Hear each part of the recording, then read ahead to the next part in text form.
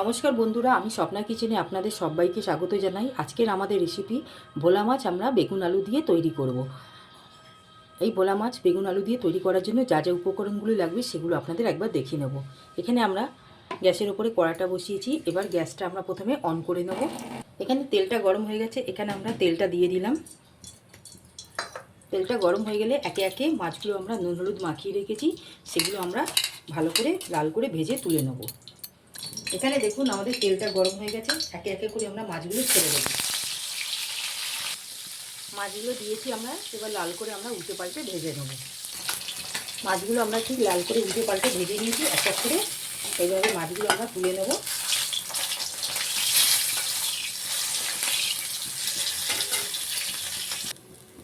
মাছগুলো এক এক করে তুলে নিয়েছি, বাকি মাছগুলো আমরা এইভাবে ভেজে নেব। এখানে যতক্ষণ মাছগুলো ভাজা হচ্ছে আমরা এখানে বেগুন আলু কেটে নিয়েছি, ভালো করে ধুয়ে পরিষ্কার করে নিয়েছি। মাছটা আমাদের যতক্ষণ ভাজা হচ্ছে এখানে আমরা একটা মশলা তৈরি করে নেব। এখানে নিয়েছি সর্ষে, গোটা সর্ষে 1 চা চামচ, জিরে গুঁড়ো 1 চা চামচ, ধনে গুঁড়ো 1 চা চামচ, হলুদ গুঁড়ো 1 চা চামচ, লঙ্কা গুঁড়ো 1 চা চামচ, আর নিয়েছি এখানে 5 থেকে 6 কোয়া রসুন।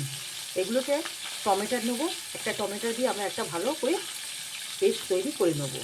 এখানে আমরা টমেটোটা নিয়েছি, টমেটো দিয়ে ভালো করে একটা স্মুথ পেস্ট তৈরি করে নেব।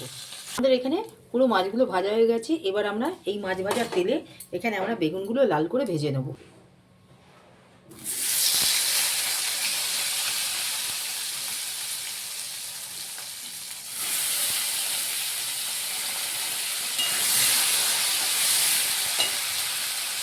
ঠিক 1 থেকে 2 মিনিটের মতন আমরা ভেজে হালকা লাল করে তুলে নেব বেগুনগুলো।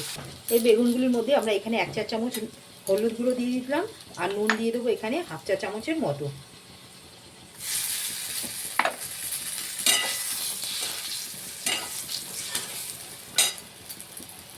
বেগুনগুলো ঠিক লাল করে ভাজা হয়ে গেছে, আমরা এক এক করে তুলে নেব। ঠিক এই তেলের মধ্যে আমরা এখানে 1 চা চামচের মতন এখানে আমরা 5 ফোড়ন দিলাম, আর কুচনো পেঁয়াজটা আমরা এখানে একটা বড় সাইজের নিয়েছি সেটা আমরা দিয়ে দেব।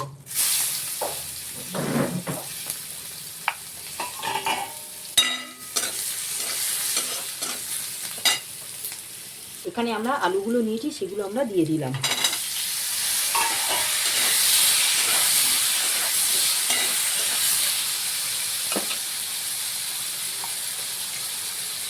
এখানে আমরা আলুর মধ্যে ½ চা চামচের লবণ দিয়ে দিলাম।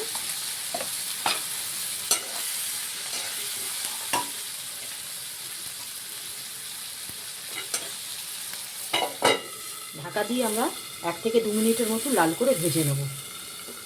আমরা এখানে ঢাকাটা খুলে একবার দেখে নেব। ঠিক 1 থেকে 2 মিনিটের মতন হয়ে গেছে।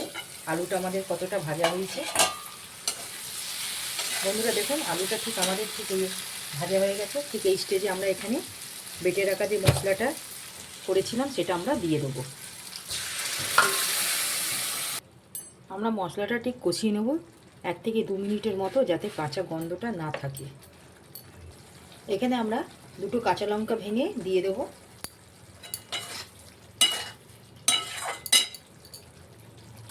এখানে আমাদের ঠিক মশলাটা কষানো হয়ে গেছে। ঠিক এই স্টেজে আমরা এখানে জলটা দিয়ে দেবো।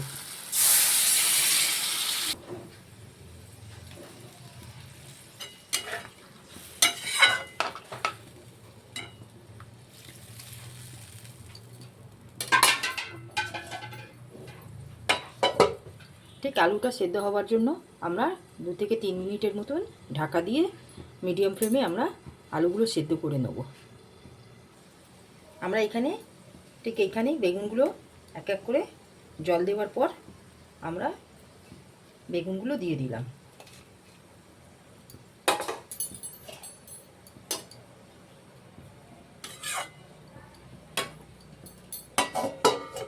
দিয়ে 2 থেকে 3 মিনিটের মতন চাপা দিয়ে আমরা বেগুন আলু দুটোকেই একসাথে সেদ্ধ করে নেব।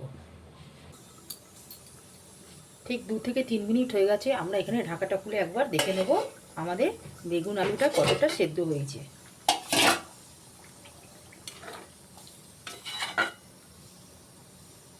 আলুটা দেখুন আমাদের ঠিক সেদ্ধ হয়ে গেছে। ঠিক এই স্টেজে আমরা মাছগুলো এক এক করে বিছিয়ে দেবো।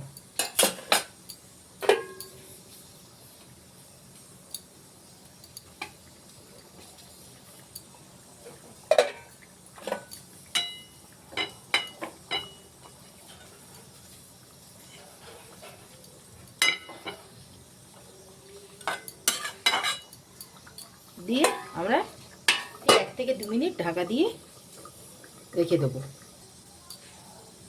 ঠিক 1 থেকে 2 মিনিট হয়ে গেছে, আমরা ঢাকাটা খুলে একবার দেখিয়ে দিচ্ছি। বন্ধুরা দেখুন, এখানে আমাদের বেগুন আলু দিয়ে ভোলা মাছের ঝোলটা মোটামুটি তৈরি হয়ে গেল।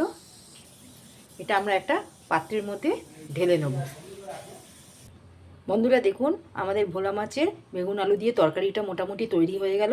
যদি আমাদের এই রেসিপিটি আপনাদের ভালো লাগে, আপনারা আমার এই চ্যানেলে লাইক, সাবস্ক্রাইব, শেয়ার করবেন, প্লিজ পাশে থাকবেন, কমেন্টে জানাবেন। আজকের মতন আমরা এখানে এই রেসিপিটি সমাপ্ত করলাম। নেক্সট ভিডিওতে নতুন রেসিপি নিয়ে আসবো। ধন্যবাদ।